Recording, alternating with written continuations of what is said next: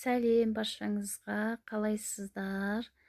Бүгін түске дейін базарға барып келдім. Базардан сирен талдарын, астра гүлдерін, сосын мята шөптерін алып келдім.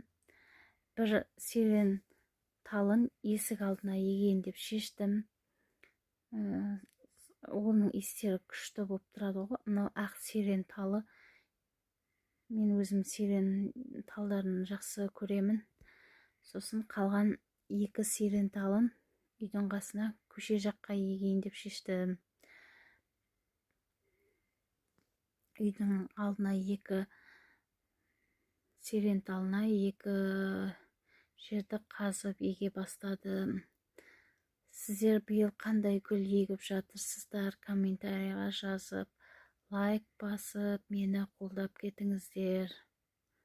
Пока многолетний гүлдерді айдың сәуір айының аяғында егесіз деді. Қазір салқын егуге болмайды деді. Сол үшін пока сирен гүлдерін еге бастадым.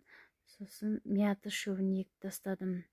Жылда мен компотқа мята шөптерін сатып алатын едім.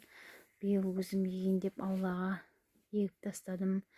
Ол жақсы шыға береді ғой, иісі күшті болады компотқа қоссаңыздар.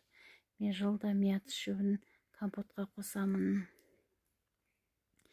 Осылай ектім. Сосын былтырғы многолетний гүлдерімнің астын қопсытып, су құйып, осылай барлығын жақсылап қопсытып шықтым.